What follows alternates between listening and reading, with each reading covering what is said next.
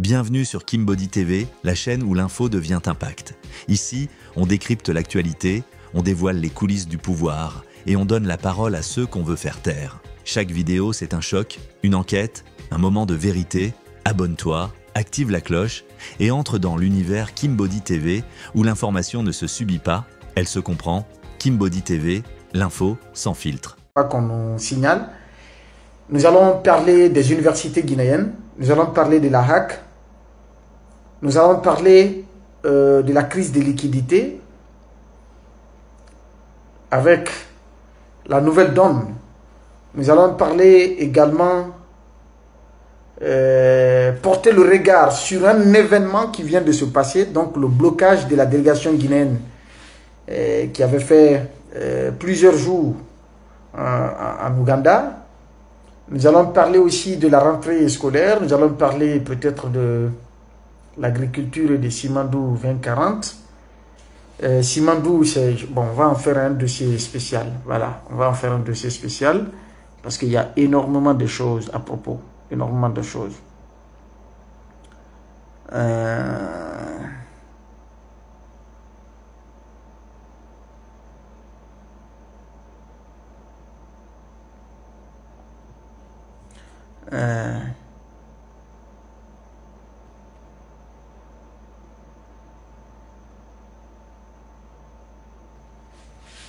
Alors,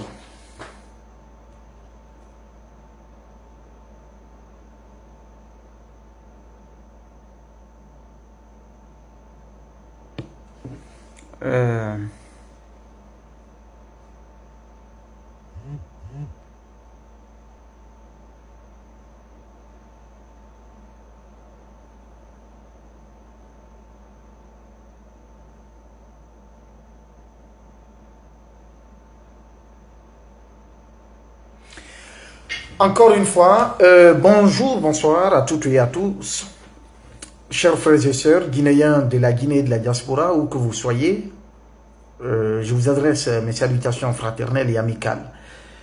Je fais ce live aujourd'hui pour parler d'un certain nombre de sujets concernant notre pays, la Guinée. Concernant notre pays, la Guinée. Et nous avons également... nous allons d'abord vous donner des informations. Nous allons analyser certains sujets et puis commenter d'autres. Voilà.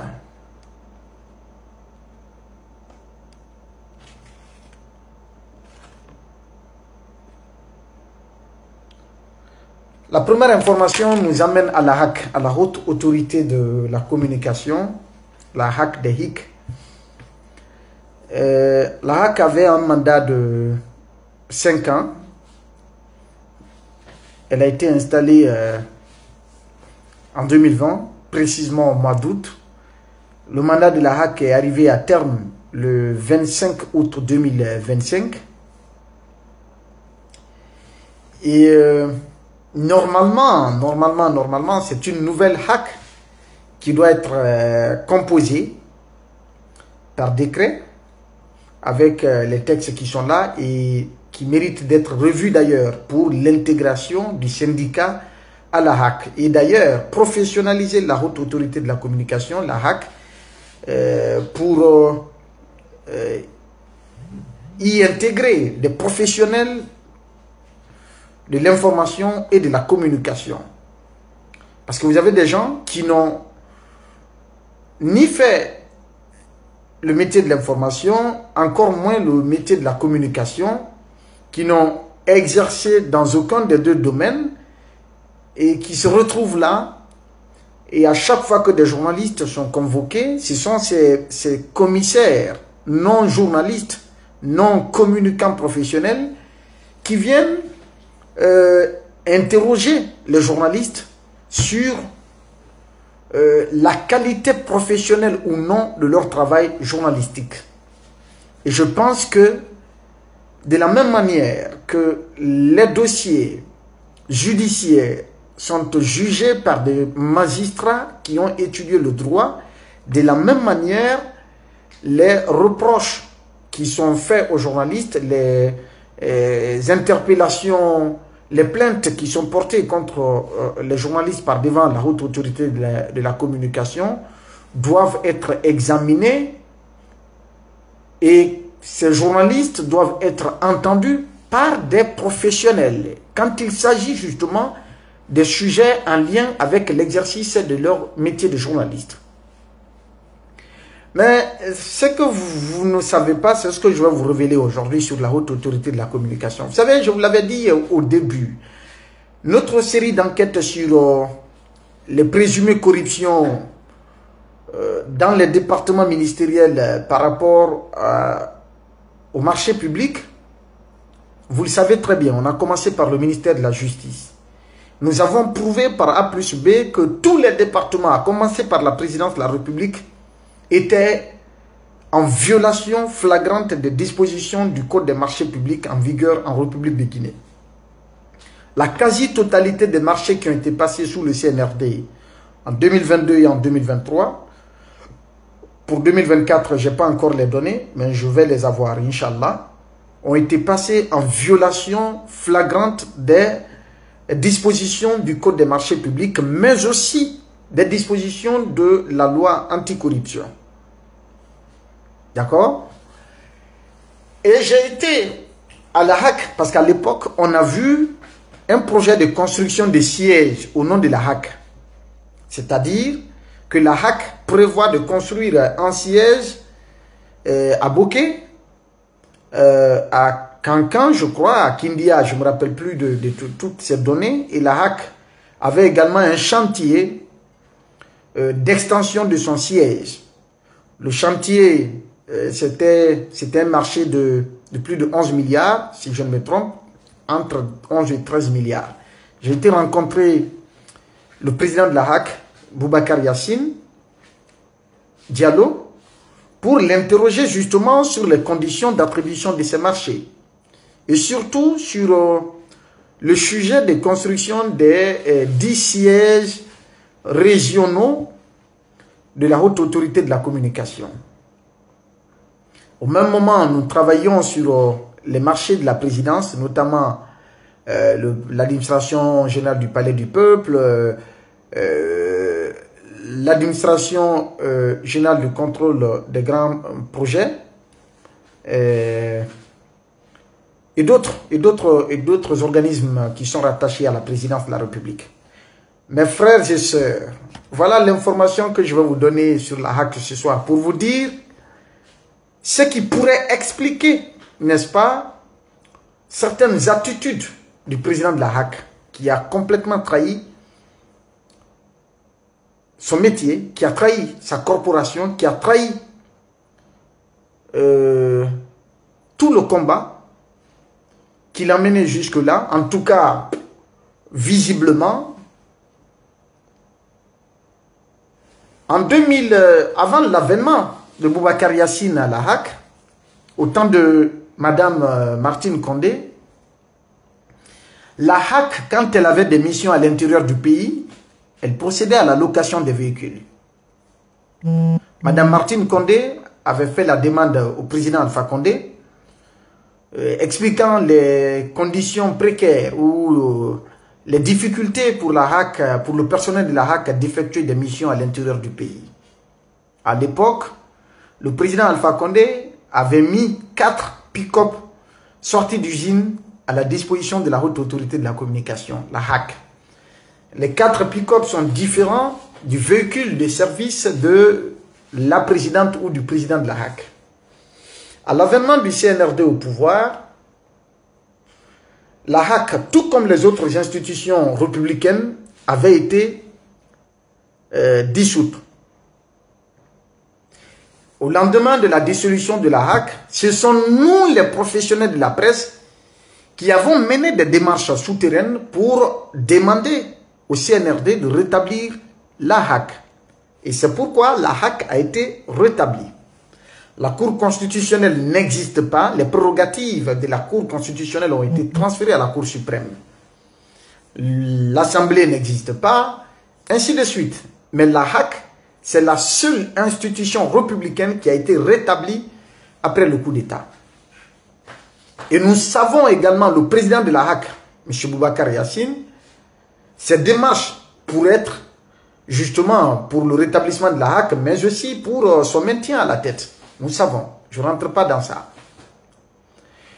Mais après l'avènement du CNRD au pouvoir, la haute autorité de la communication, à travers M. Boubacar Yassine, avait fait la demande à la présidence du CNRD, donc à la présidence de la transition, des moyens de déplacement pour permettre, pour renforcer, n'est-ce pas, la capacité les capacités de mobilité ou pour permettre, pour faciliter la mobilité du personnel de la HAC. Le CNRD, la présidence du CNRD ou le président de la transition a mis 2 autres pick-up à la disposition de la HAC.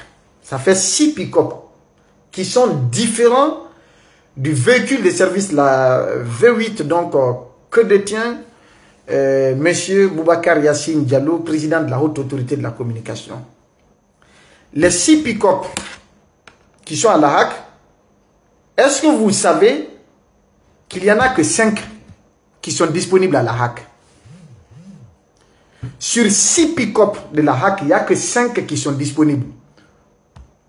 Le 6e est où?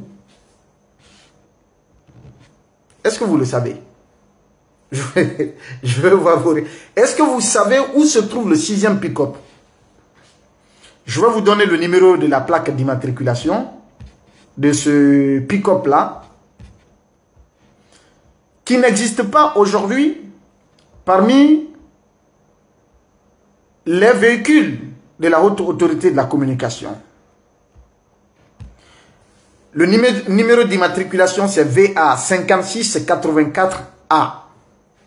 VA 5684A. Partagez le live, s'il vous plaît. Ce véhicule, vous savez qui le détient? C'est l'épouse de monsieur le président de la haute autorité de la communication. Un véhicule administratif qui appartient à la haute autorité de la communication et d'ailleurs qui a l'étiquette de la HAC, la haute autorité de la communication. Voyez ça? C'est l'étiquette de la HAC. On ne voit pas bien. Voilà. C'est l'étiquette de la HAC. C'est le véhicule en question. C'est un pick-up de la HAC qui se trouve être utilisé par la femme du président de la haute autorité de la communication. C'est-à-dire le président de la HAC remet un des pick-up de la HAC à sa femme qui roule dans ça alors que cette dernière travaille dans un autre service. Elle travaille dans un autre service. Mais la voilà détenir un véhicule de la haute autorité de la communication, la HAC.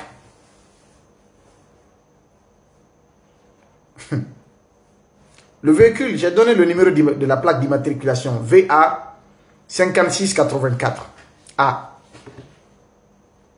Et c'est écrit là-dessus la haute autorité de la communication. Mais ce véhicule haute autorité de la communication ne se retrouve pas au siège de la HAC, mais plutôt au siège d'un autre service. Avant de rentrer à Kaloum, je vais rentrer dans les détails. Je vais peut-être donner les précisions par rapport à cela. La dame ne travaille pas à la HAC, mais elle roule dans un véhicule de la HAC. Comment on appelle ça? Comment on appelle cette pratique? Et au-delà de ça, ce que vous ne savez pas également,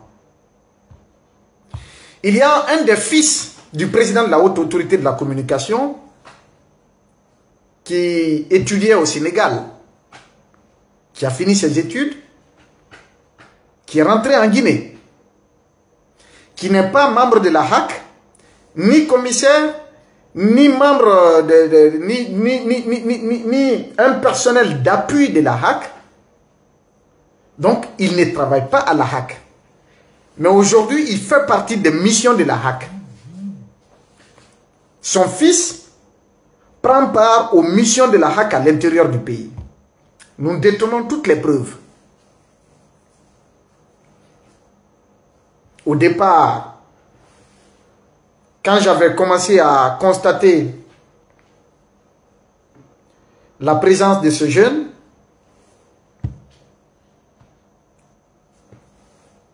je crois que ça doit être le troisième garçon du président de la haute autorité de la communication. Son fils venait à la HAC. Et finalement, ça dit, comme quelqu'un peut rendre visite à son père, venir passer du temps avec lui, ou peut-être, voilà quoi, passer quand même un moment avec son papa dans le bureau. Et finalement, les missions officielles de la haute autorité de la communication de la HAC, le président de la HAC met son fils dans les missions officielles de la HAC aujourd'hui, à l'intérieur du pays. Je détiens les preuves.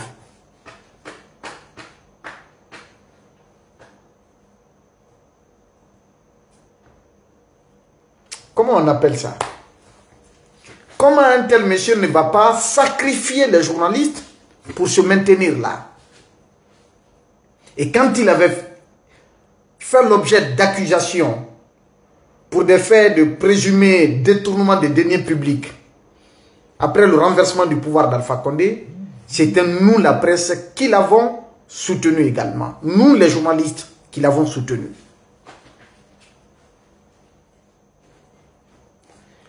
Un véhicule de la HAC détourné pour être mis à la disposition de sa femme. Or, il y a un arrêté du ministre de la fonction publique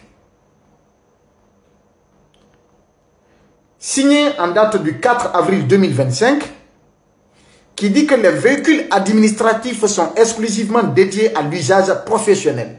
Alors, un véhicule de la HAC doit être exclusivement utilisé que par le personnel de la HAC. La circulation des véhicules administratifs n'est autorisée que pendant les heures et jours de travail. Comment se fait-il que le véhicule qui est octroyé à une institution de la République pour permettre au personnel de se déplacer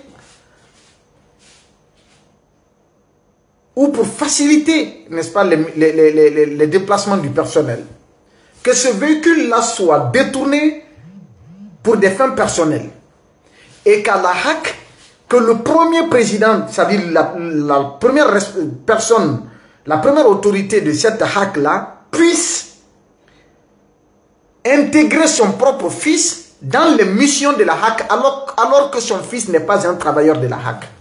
Comment on qualifie cela? Comment peut-on appeler cela? Analysez. Ça, c'est la première partie. Notre grand frère Fana Souma, lui aussi qui a signé l'arrêté de fermeture des 3 grands médias, quand il a été suspendu. Jusqu'à aujourd'hui, je n'ai pas parlé de lui. Mais le moment viendra. J'avais un respect religieux pour Fana Souma. Un respect religieux pour ce monsieur. Très honnêtement. Mais il faut...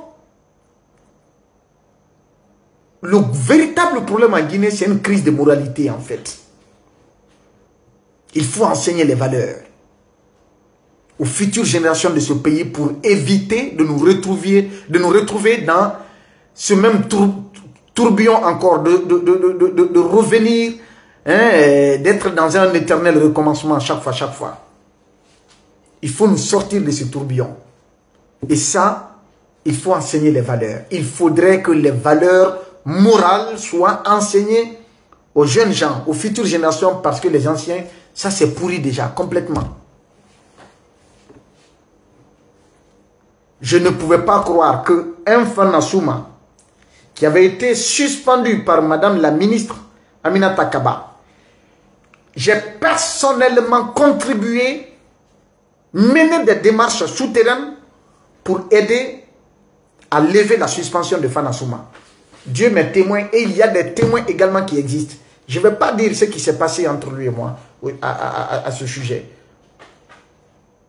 On ne rentre pas dans ça.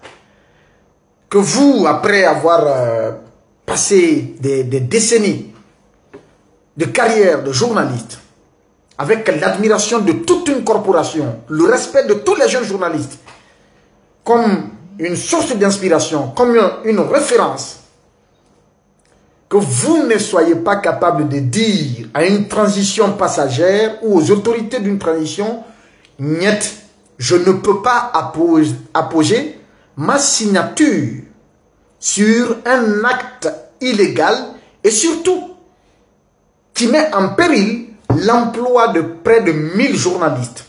Je ne peux pas signer un tel document. Moi, Fana Souma, je ne peux pas être à l'origine du malheur de près de 1000 journalistes en République de Guinée. Je ne peux pas signer un arrêté qui ferme des médias libres et indépendants qui font correctement leur travail au bénéfice du peuple de Guinée, dans l'intérêt de la nation. Mais il l'a signé. Il faut que nous ayons le courage. Et pour avoir le courage de dire non à un chef, il faut être fort moralement. Il faut avoir des vertus. Il faut avoir une conviction forte.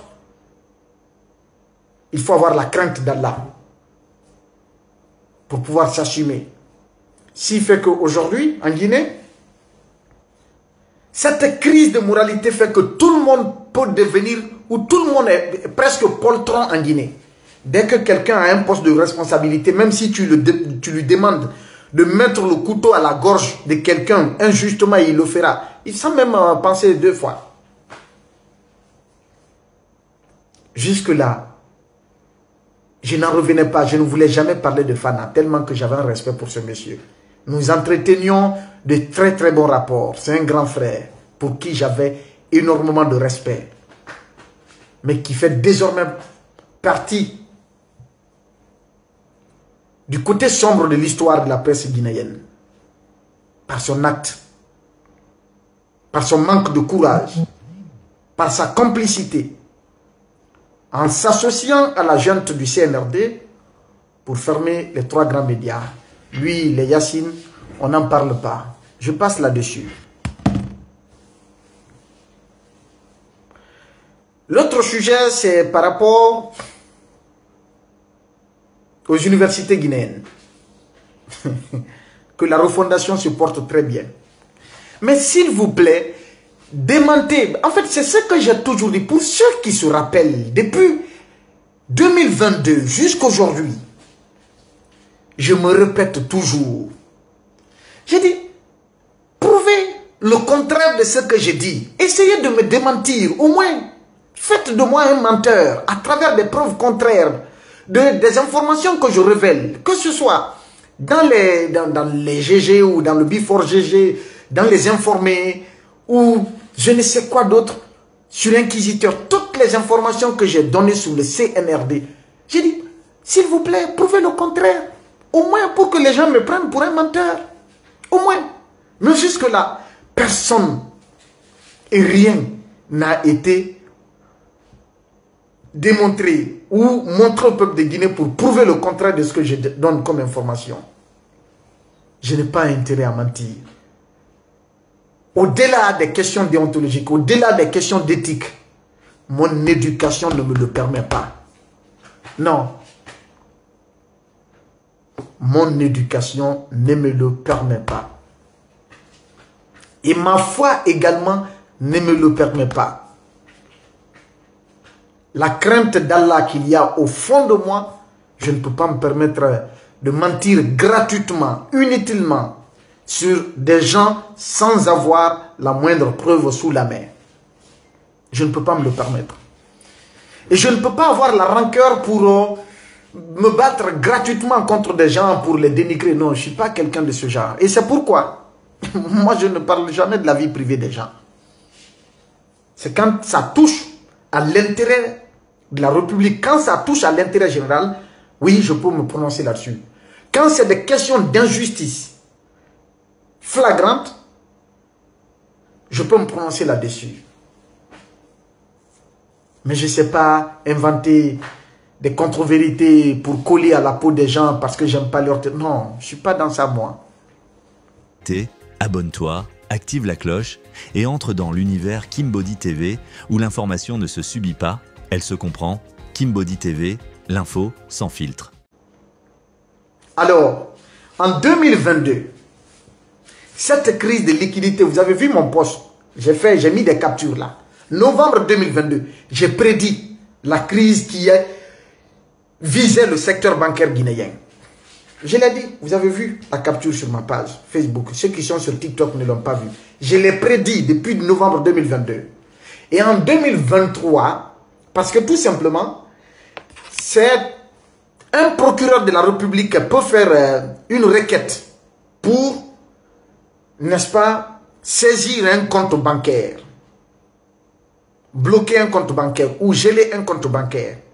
Maintenant, c'est une décision de justice qui peut l'entériner, mais qui peut confirmer. Parce que quand un juge d'instruction ou quand un magistrat est saisi du dossier, il peut ordonner la main levée sur le compte qui avait été imposé par le procureur. Mais sans aucune décision de justice, le CNRD a ordonné le gel des comptes de toutes les autorités du régime d'Alpha Condé. C'est-à-dire que les anciens dignitaires du régime d'Alpha Condé, il a été ordonné aux différentes banques primaires de procéder au gel des comptes bancaires des différentes autorités de la gouvernance d'Alpha Condé. Sans aucune décision de justice. Les banques se sont pliées à cette injonction, oubliant, n'est-ce pas, le socle, le fondement même de la banque qui est, c'est-à-dire l'expression fiduciaire qui parle de la confiance, donc en trahissant la confiance de la clientèle. Et les membres du CNRD, prenant donc l'exemple sur ça, les grandes autorités qui sont en train de s'enrichir sous cette transition, leur argent n'est pas à la banque. Ils ne mettent pas leur argent à la banque. Ils oublient également que les banquiers sont aussi en contact, ont des affinités, ont des proximités avec les gros déposants. Et donc, ils causent entre eux. Et ces banquiers remontent à des citoyens, ceux qui emmènent des milliards à la banque. Ah, les autorités de la transition, malheureusement, ne déposent pas leur argent à la banque. Ce sont des miettes qu'ils mettent à la banque. Les gros montants, ils ne les envoient pas là-bas. L'argent de la corruption ne peut pas aller à la banque parce qu'ils ne peuvent pas justifier. La CEMTIF est là-bas. Et donc, ceux-là donc qui pouvaient déposer leur argent, on pensait, ce qui est arrivé aux anciens dignitaires du régime d'Alpha Condé, il ne faut pas que la même chose nous arrive. Donc, ils ont mis leur argent de côté. Chacun s'est ouvert une banque privée à la maison ou quelque part. Aujourd'hui, ce que vous ne savez pas, il est plus facile de trouver le dollar en Guinée que le franc guinéen. Plus facile de trouver le dollar en Guinée. Parce que toutes les grandes autorités de cette transition-là, s'ils veulent vous donner de l'argent, c'est en dollars. Cela s'explique. Le deuxième fait, les réserves obligatoires des banques primaires qui sont détenues auprès de la BCRG. Pour qu'une banque commence à exercer sur le territoire guinéen, il y a un certain montant qu'on leur impose. Ils doivent déposer ce montant auprès de la BCRG pour constituer les réserves obligatoires, c'est-à-dire une garantie en cas de faillite. Maintenant, le gouvernement de la transition, malgré l'émission d'un nombre important de bons de trésor, malgré les titres d'État, c'est-à-dire les dépenses extra-budgétaires, on vous amène à faire des choses et après on dit qu'ils vont régulariser après. On fait décaisser de l'argent à la BCRG et on dit ça va être dans les comptes du trésor, on dit que ça va être régularisé après. Les titres d'État et les bons de trésor, c'est en gogo. Ils les ont délivrés pêle-mêle, n'importe comment, sans planification, sans prévision, sans aucune expertise. Et après, les réserves, peut-être je vais trouver le montant réel, laissez-moi trouver ça, qui existait, le montant total des réserves d'échange des 19 banques primaires à l'époque, si je ne sais pas s'il y a de nouvelles banques maintenant, au niveau de, comment dire, sur le territoire guinéen. Attendez, je crois que j'ai le document là ici. Voilà. Le montant total. Est-ce que c'est ça? Attendez, donnez-moi une seconde. Ça doit être là. Attends.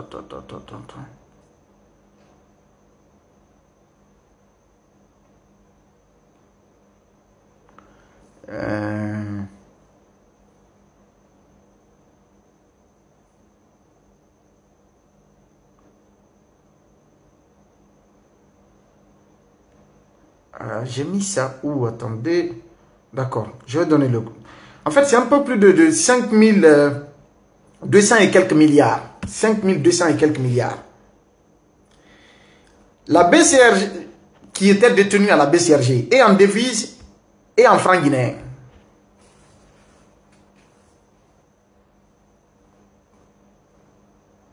Et en devise et en francs guinéens.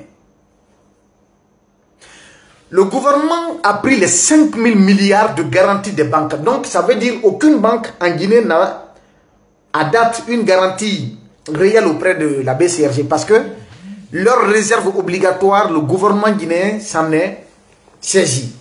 Que pour financer, ils ont dit à l'époque qu'ils ont besoin de financer de toute urgence des projets avec ce montant de 5 000 milliards. Des projets d'infrastructure. Maintenant, nous ne savons pas comment ces 5 000 milliards ont été utilisés. Comment cela a été intégré dans la loi des finances, comment cela a été intégré dans le budget. On ne sait aucunement depuis l'annonce de la réquisition de ce montant de 5 000 milliards. Nous, en tout cas, le bas peuple, les citoyens ne savent pas comment les 5 000 milliards ont été utilisés. Vous êtes d'accord avec moi? Maintenant, les grands opérateurs économiques qui déposent les gros montants. Ces grands déposants-là, dont les ressources permettent aux banques primaires de fonctionner, savent pertinemment que les garanties des banques ont été... La garantie de leur banque a été prise par le gouvernement. Et tout le monde sait que le gouvernement est un mauvais payeur.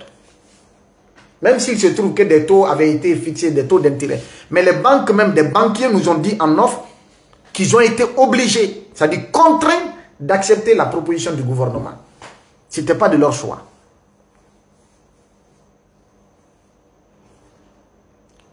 Donc leur garantie est partie. Et maintenant, les grands commerçants qui déposaient de l'argent à la banque ont commencé à se retenir.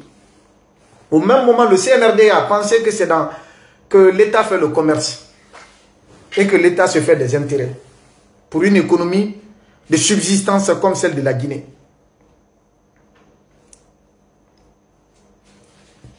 D'abord, le montant qu'ils ont trouvé sous Alpha, c'est-à-dire la gouvernance d'Alpha, ils ont payé les dettes, quelques dettes, plus de 1000 milliards de dettes intérieures, au temps de l'ancien Premier ministre Biavogi. Ils ont même vanté ça, c'est extraordinaire, alors que ce n'est pas eux qui ont mobilisé ces montants-là. Posez-vous la question aujourd'hui, les réserves d'échange de la BCRG couvrent combien de mois d'importation? Posez la question. Les réserves d'échange de la Guinée couvrent, de la BCRG couvre combien de mois d'importation aujourd'hui?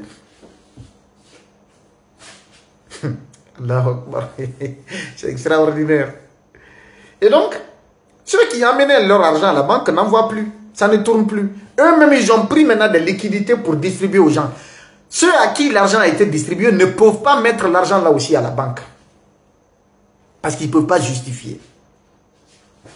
Les gros montants, ça appartient à ceux qui sont au pouvoir. Ils cantonnent ces montants-là à domicile. Ou ils vont faire la monnaie pour garder les devises par devers eux, en euros ou en dollars. Ils gardent en tout cas pour la plupart des dollars avec eux. Même quand ils veulent te donner de l'argent, c'est en dollars. Maintenant, les cambis, et c'est dans le marché noir, c'est pas la BCRG. Hein. Ils font la monnaie, ils peuvent envoyer des milliards dans le marché noir pour acheter le dollar. Mais jamais à la BCRG. Jamais à la BCRG. Et les cambistes là ne peuvent non plus déposer leur argent à la banque. Eux, ils gardent leur argent parce que c'est leur fonds de roulement. C'est avec ça ils achètent les devises. Voilà la situation dans laquelle nous nous trouvons. Et au même moment, il y a des régies, il y a aujourd'hui des EPA depuis 5 mois qui ne sont pas entrés en possession de leurs subventions, notamment les universités guinéennes. Les institutions d'enseignement supérieur en République de Guinée, ça fait 5 mois. 5 mois qu'elles n'ont pas leur subvention. 5 mois, même les femmes qui balaient dans les universités, même les femmes qui s'occupent du nettoyage des latrines, qui viennent balayer les bureaux, les bureaux des administrateurs des universités, ça fait 5 mois que ces femmes-là ne sont pas payées. Ça fait 5 mois que les administrateurs des universités guinéennes n'ont pas leur subvention, sont dans la misère, sont dans la galère. 5 mois sans pas de subvention. Au moment où ceux-ci sont dans cette misère-là, face à la crise de liquidité, le Premier ministre fait une note circulaire. Il fait une lettre pour adresser au département ministériel afin de privilégier ce qu'on appelle les virements bancaires et l'émission de chèques ou quoi. Attendez, je vais lire le contenu du courrier en question. Mais après, nous allons l'analyser. Ils disent modernisation des paiements publics. C'est le nom du courrier.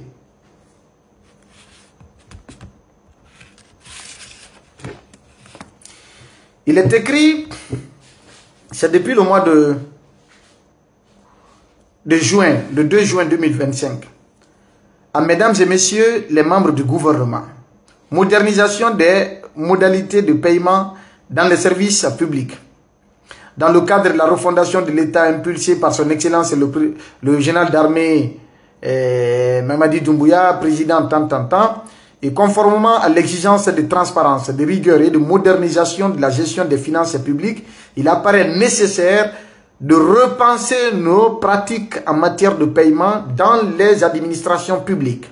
L'usage courant des paiements en espèces dans les services publics, bien que parfois justifié par des contraintes techniques ou des contextes particuliers, expose notre système à de nombreux risques. C'est pourquoi j'invite l'ensemble des départements ministériels à œuvrer activement à la réduction progressive de l'utilisation des paiements en espèces, partout où les conditions le permettent. Vous êtes appelés à privilégier systématiquement les paiements par virement bancaire ou à travers des solutions de paiement numérique sécurisées. C'est-à-dire de privilégier les paiements bancaires, c'est une bonne mesure. Mais qu'est-ce qui les a amenés à instaurer cette mesure? Et là on dit, dans le même courrier plus loin, il dit cette orientation devra s'appliquer aux dépenses de fonctionnement, au paiement des prestataires, aux subventions, ainsi qu'à toute opération pour laquelle une alternative ou numéraire est techniquement et juridiquement envisageable. C'est-à-dire, même les femmes qui balaient dans les universités, dans les bureaux, les femmes qui ont des contrats de nettoyage là, ou de quoi d'autre, les fournisseurs, ceux-là même qui apportent de l'eau dans les bureaux, ceux qui apportent les fournitures des services là, que tout ceci désormais soit payé par virement bancaire. Oui, la monnaie électronique, c'est la modernité. La digitalisation, c'est la modernité. C'est bien beau. Si cette mesure avait été prise, que dans le cadre de la modernisation de l'administration, on peut comprendre. C'est ce qui se dit. Mais en réalité, c'est parce qu'il n'y a plus de liquidité, il n'y a pas d'argent. Maintenant, comment vous pouvez? Et la finalité, parce que les États-Unis qui sont la première puissance, si vraiment l'argent pouvait continuer à tourner en ligne comme ça, sans qu'on ne voie les billets, le dollar allait disparaître. L'Union européenne, l'euro aussi allait disparaître. Le franc CFA allait disparaître. La première économie africaine, aujourd'hui, marche, c'est-à-dire la liquidité est là. La deuxième, jusqu'à la 10e économie africaine. La Guinée peut se prévaloir, ou en tout cas peut prétendre, aller vite à la digitalisation des paiements, ou à la promotion de la monnaie électronique par rapport à ceux-là qui sont 10 000 fois en avance sur nous. Ça se comprend comment? Comment peut-on expliquer ça? Comment peut-on comprendre cela? Que celui qui est à Yunkunkun là-bas, que celui qui est à Garaoundou, je ne sais où encore, que celui qui est à Yalenzou, à Palais, à Bounouma, que celui qui est à Sangardo, que celui qui est où encore, que ces gens-là, qu'on dise que leurs salaires leur ont été virés par banque, comment dirais-je, donc on demande à ce que tout le monde soit bancarisé. Maintenant, les mamans qui vont aller acheter les condiments au marché là aussi, vont être bancarisés. Quand tu viens pour acheter une tomate à 1000 francs guinéens, tu fais le transfert de 1000 francs par Orange Money, c'est ça? Quand tu vas pour acheter l'oignon ou le gombo à 5000, tu fais le transfert de 5000 par Orange Money, c'est ça? Parce que la finalité, c'est la liquidité. Et d'ailleurs, la compensation entre les banques, comment ça se fait? Par exemple, moi, Babila, j'ai 1 milliard. 1 milliard à la BCRG, comment dirais-je, dans une banque primaire, je demande à transférer ça sur un autre compte. Paiement électronique là, ça s'accompagne par quoi? C'est pas les chiffres, ça c'est le numéro, l'écriture comptable. On transfère de manière électronique. Mais derrière, il faut qu'il y ait l'argent en physique. Ceux qui font les remises des chèques entre les banques. Moi, je suis domicilié dans une banque X. J'ai fait des prestations pour un service. Le service a son compte domicilié. Attendez. Le service me fait un chèque de 100 millions. J'envoie les 100 millions dans ma banque X pour la remise. Ma banque X transfère ce chèque-là dans la banque Y pour le transfert du montant de mon argent sur mon compte. Maintenant, l'écriture comptable, est-ce que c'est les chiffres seulement qu'on transfère ou bien c'est on prend de l'argent en liquide pour déposer à ma banque? C'est la liquidité. Quelle que soit la volonté de faire le transfert numérique. C'est pourquoi le fonds, il y a des véhicules de transport de fonds. Sinon, les pays n'allaient pas disposer de ça, on allait continuer. C'est l'écriture comptable. Ce sont les chiffres numéraires qui sont en train d'être véhiculés par Orange Money. Si par exemple, tu as 1 million ou 10 millions sur ton compte Orange Money, mais si tu ne peux pas avoir de l'argent en liquide, si tu ne peux pas faire des achats avec ça, moi j'ai 10 millions.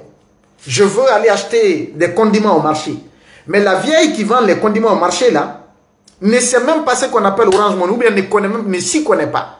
Je dois lui donner l'argent en liquide, ou bien je dois lui faire un dépôt Orange Money. Et surtout que ces transactions également ne sont pas gratuites. Quand par exemple, je suis locataire dans une maison, le bailleur demande à ce que je fasse le paiement sur son compte Orange Money, je dois mettre les frais de retrait ou pas? Est-ce qu'on tient compte de tout cela? Et après on dit qu'il faut privilégier les virements. Et tous les paiements, même le paiement, par exemple dans une université, la scolarité, c'est-à-dire le service de les régies, quand ils mettent les régies en place, pour le fonctionnement de la scolarité, pour le fonctionnement de la bibliothèque, pour le fonctionnement des départements, pour le fonctionnement des décanats, pour le fonctionnement des différents services universitaires, qu'on demande à chaque service de l'université. L'université n'a qu'un seul compte bancaire, par exemple, au nom de l'université. Ils vont à la banque pour retirer de l'argent et venir payer la subvention, le fonctionnement de chaque service administratif. Mais figurez-vous, tel qu'on est en train de le dire maintenant, là, sous le CNRD, que chaque service se perçoive désormais son budget de fonctionnement par virement bancaire. Donc, ça veut dire que chaque service, au-delà du compte de l'université, que la bibliothèque ouvre un compte au nom de la bibliothèque de l'université, que la scolarité ouvre un compte au nom de la scolarité, que chaque département, s'il y a 22 départements, que chaque département ouvre un compte à la banque au nom de son département. Maintenant, quand l'argent va être déposé sur leur compte bancaire, ils doivent payer les femmes qui viennent balayer. Ils doivent payer comment dirais-je, les papiers RAM. Ils doivent payer les bics.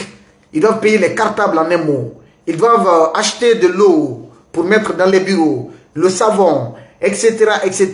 Tous les accessoires, tout ce dont ils ont besoin pour acheter tout ça. Ça aussi, c'est de la liquidité ou bien partout où ils vont passer, c'est avec leur téléphone pour faire virement. Je vais au marché, je demande maman, ou bien je vais chez un prestataire comme ça, dans une librairie, j'ai besoin de 5 paquets de RAM, je demande au vendeur de me donner son numéro, comment je lui fais un chèque, pour un chèque, ou en tout cas on dit encore non, on lui fait un virement sur son compte.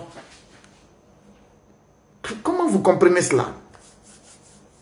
Et on est dans cette difficulté, malgré, on dit que le pays va bien. Dieu merci. On va laisser ce sujet-là. Les universités sont dans une galère aujourd'hui. Pas que les universités. Demandez aux autres régies. Demandez aux autres GPA. Combien de mois sans subvention? Demandez. Il y en a des fonctionnaires aujourd'hui qui ont fait des mois sans pouvoir payer leur maison à Conakry.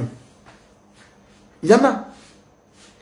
Demandez à des fonctionnaires qui ont constaté la réduction de leur salaire mensuel sans aucune explication. On fait des coupes. C'est-à-dire qu'ils étaient payés à 3 millions, on leur paye 2 700 000, on leur paye 2 800 000 ou on leur paye 2 900 000. On coupe 100 000, on coupe 50 000, on coupe 200 000, on coupe 300 000, on coupe 350 000 sur leur salaire sans aucune explication. Demandez aux fonctionnaires, ce n'est pas moi qui l'invente. Sans aucune explication. Pour les militaires, on n'en parle pas. Il y a un système frauduleux qu'on appelle là-bas qu'ils sont bancarisés avec un système de paiement là. Tu te présentes à leur guichet, ils disent qu'il n'y a pas d'argent. Des militaires qui passent 3, 4, 5 jours en train de courir derrière leur argent. Derrière leur solde, ils n'entrent pas en possession. On dit qu'ils sont bancarisés. Ils ne vont pas à la banque, mais c'est un service de paiement électronique justement qui fait comme les Orange Money. Ils viennent dans leur kiosque, ils donnent leurs références et puis on leur donne de la liquidité. Ils se mettent à tourner entre les différents kiosques comme ça, ils n'ont pas accès à leur salaire. Le mois finit, parfois jusqu'au 5, jusqu'au 7, certains n'ont pas leur salaire. Allons-y, on est en refondation, ça continue. La refondation de la défondation de la nation. C'est très bien. On laisse ce sujet. Il y a un événement qui s'est passé récemment au ministère des Sports, de ce ministre Bogola Haba. La délégation guinéenne qui avait été bloquée du côté de l'Ouganda. Il s'est dit beaucoup de choses. Il allait raconter des choses sur Facebook. La location de l'avion, c'est pas comme la location d'un Magbanan, patati patata. Est-ce que vous comprenez? Est-ce que vous savez pourquoi? C'est ma lecture, hein? C'est ma lecture. Je peux me tromper là-dessus. Mais c'est mon analyse. C'est ma lecture. Est-ce que vous savez, vous comprenez pourquoi la délégation guinéenne a été bloquée pendant des jours? Il n'y avait pas d'avion pour les chercher. Est-ce que vous savez pourquoi?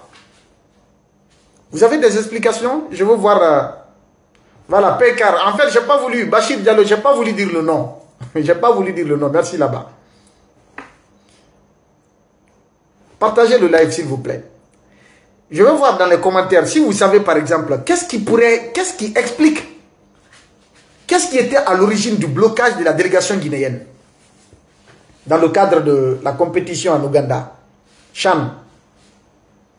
Qu'est-ce qui explique, selon vous? Est-ce que vous savez, ce sont les conséquences, beaucoup de gens ne comprendront pas. Ça, c'est ma lecture.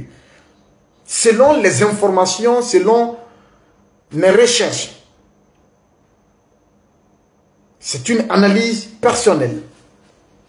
Les avions qui sont affrétés, c'est-à-dire les frais d'avion, des jets privés, etc., etc., les avions les moins chers en matière de location sont en grande partie détenus par les Émirats arabes unis. la Guinée n'a pas suffisamment d'argent pour affréter des avions avec des pays, par exemple, des grands pays où vraiment ça coûte énormément cher. Et donc, on affrète un avion avec les Émiratis. En fait, ce sont les conséquences de deux décisions, ou d'une décision, je vais dire. Une seule décision. Le retrait de la convention de GAC, Guinée Aluminium Corporation. Le CNRD ignore toutes les implications ou les conséquences qui pourraient résulter de cette décision hâtive, de cette décision irréfléchie. Je vous donne un exemple terre à terre. À Fria, l'usine de Fria était détenue par les Français. Quand la Guinée a arraché son indépendance sous Sékou Touré, pourquoi Sékou Touré n'a jamais chassé les Français? Alors que la Guinée ne détenait que 9%, ne détenait que 9% de parts dans l'usine de Fria. 9% de parts. 9. Retenez très bien, j'ai fait une comparaison. 9% au temps de Sékou, à Fria. Sékou, tout de suite, il n'a pas chassé les Français, ou bien? Qu'est-ce qu'il a fait? Il s'est trouvé d'abord une alternative avec les Américains pour l'installation ou pour la création de la CDG en 1973. De 58 donc jusqu'en 73, la Guinée n'avait que 9% dans l'usine de Fria.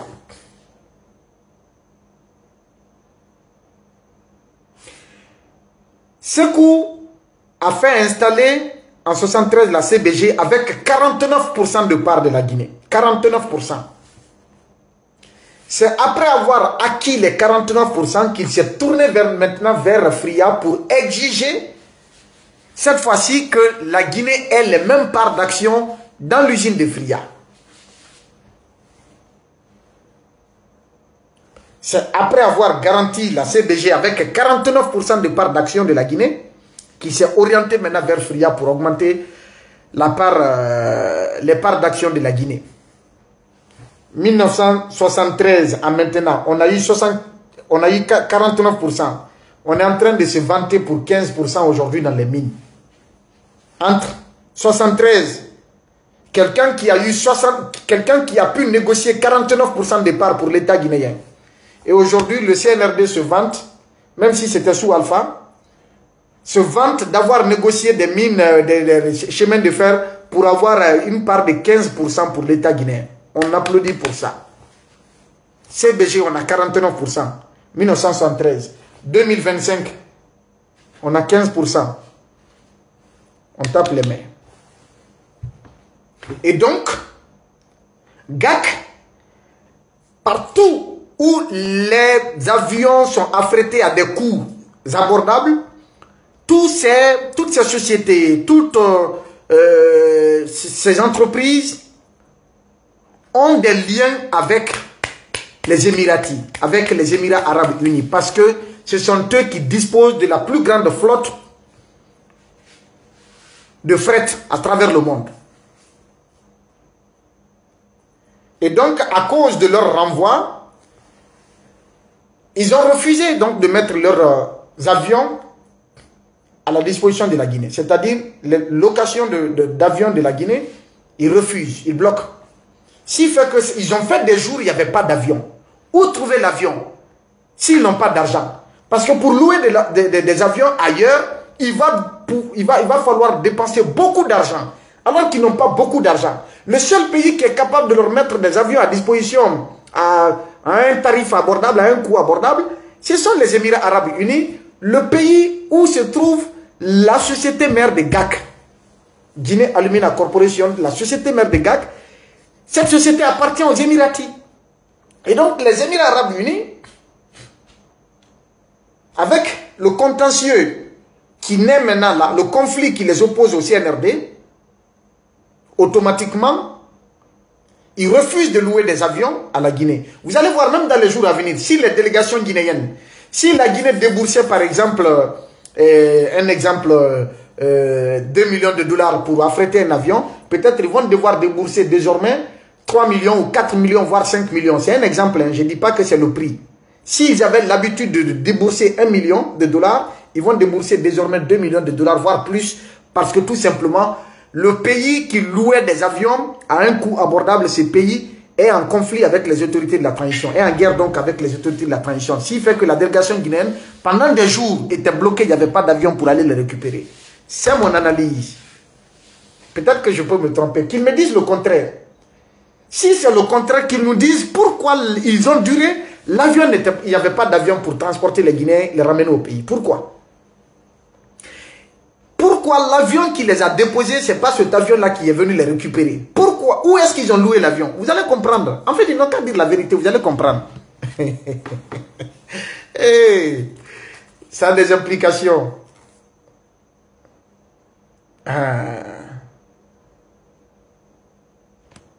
Le CNRD est en train de créer un véritable problème sans le savoir. GAC, les minéraux, la bauxite de GAC partait dans l'usine d'aluminium de Mubadala. Cette usine, Rio Tinto est actionnaire là-bas. Même la CBG est actionnaire là-bas. Rio Tinto qui est sur Simandou, quand on touche aux intérêts de GAC, on a touché à la CBG, on a touché à Rio Tinto, on a touché à d'autres sociétés sans le savoir. Oui, on est un pays souverain, mais qui est obligé de respecter ses engagements, qui est obligé de faire des choses avec tact. C'est pourquoi j'ai donné l'exemple de Fria. Si Sékou avait renvoyé, avait chassé les Français là-bas pour dire on récupère l'usine, c'est ceci, c'est cela, ou bien s'était braqué pour exiger des parts qui n'existaient pas à l'école, on allait perdre beaucoup. Et aujourd'hui, 250 millions de dollars, par exemple, qui étaient injectés dans le budget national, on perd ça avec GAC. Et GAC faisait des chiffres d'affaires, augmentait encore, faisait des chiffres d'affaires pour la CBG, parce que c'est la CBG qui faisait l'extraction pour eux. Le monde des multinationales, en fait, ils sont liés. Il y a une interconnexion entre ces grandes sociétés. Mais les autorités de la transition ne le savent pas. S'attaquer à GAC, c'est s'attaquer à plusieurs sociétés qui ont des intérêts dans la chose. Donc, c'est une guerre ouverte avec l'État, avec les Émirats Arabes Unis. La Guinée a tellement d'intérêts avec les Émirats Arabes Unis que beaucoup de choses vont se révéler dans les jours à venir. Même ceux qui ont procédé à des achats de maisons à Dubaï, peut-être on les saura. Il y a beaucoup de choses qui vont se révéler dans les jours à venir. Ça, on va laisser ce sujet. On va revenir à la suspension des partis politiques, le RPG et l'UFDG. Pour ceux qui se rappellent, encore, ils diront que Babila, c'était une prédiction, une prophétie, je ne sais pas. Moi, c'est pas une prédiction. Moi, j'ai donné une information. Janvier 2025, j'ai annoncé dans un live, ici, sur cette même page, que le CNRD est en train de mettre tous les moyens pour déstabiliser toutes les grandes formations politiques.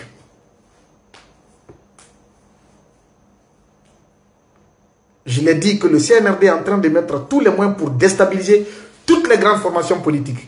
Et je vous avais même dit qu'ils ont pris des engagements pour faire de certains des ministres, d'autres des directeurs, les cadres qui sont débauchés au sein du RPG et au sein de l'UFDG. Je l'ai dit sur cette page, ceux qui me suivent peuvent le confirmer. Janvier 2025. Je l'ai dit. Janvier 2025. J'ai dit le CNRD est en train de mettre tous les moyens. Et je connais même les financements qui ont été faits. Les cadres qui ont fait ces financements-là, je connais. Même le mouvement qui a été créé par des cadres qui ont, c'est-à-dire qui ont été débauchés à l'UFDG, ils ont créé un mouvement. Les gens n'ont pas entendu parler de ça encore. Ils ont créé un mouvement sous financement de certaines autorités de la transition pour battre campagne pour le CNRD. J'ai averti, j'ai dit c'est une alerte.